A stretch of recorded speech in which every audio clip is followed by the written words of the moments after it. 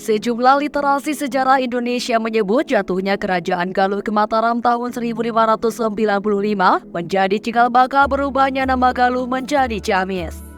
Perubahan nama Galuh menjadi Ciamis oleh pemerintahan Mataram tak lepas dari adanya kepentingan politik. Kerajaan Mataram ingin menguasai wilayah Galuh dengan cara mematikan sejarah dan garis keturunannya. Sebelum Kerajaan Mataram menguasai Galuh, kerajaan orang Sunda yang paling dikagumi sepriangan timur ini berada di daerah Kawali. Namun setelah Mataram menguasai Galuh, pusat kerajaan tersebut mengalami perpindahan beberapa kali. Kendati mengalami perpindahan pusat pemerintahan, daerah Imbanagara lah yang menjadi basis Galuh sesungguhnya.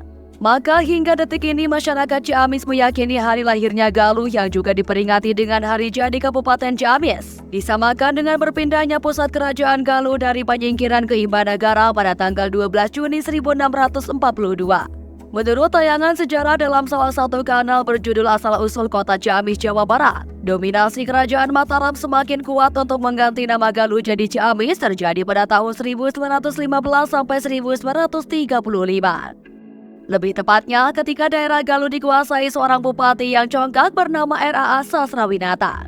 Semenjak kerajaan Mataram menguasai Galuh, tatanan birokrasi daerah tersebut berganti statusnya dari kerajaan menjadi kabupaten.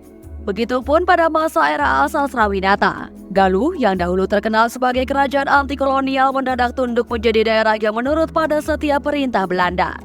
Akibatnya, Galuh menjadi lemah apalagi setelah R.A.A. Sasrawinata meresmikan namanya berganti menjadi Ciamis. Menurut surat kabar kolonial yang terbit pada tanggal 13 Agustus 1915 bertajuk The Sumatra Post, Bupati Ciamis R.A.A. Sasrawinata terkenal sebagai seorang penguasa regional eks-kerajaan Galuh yang sangat memuja Terah Mataram.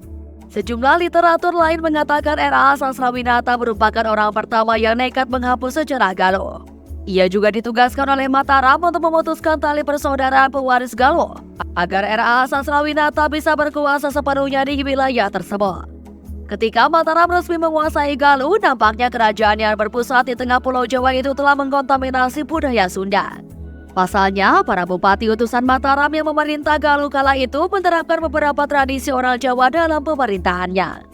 Mataram telah menggantikan bahasa Sunda asli dengan bahasa Sunda Mataraman. Sebagian ahli melihat fenomena ini sebagai cara Mataram menyelaraskan budaya mereka di tanah Sunda.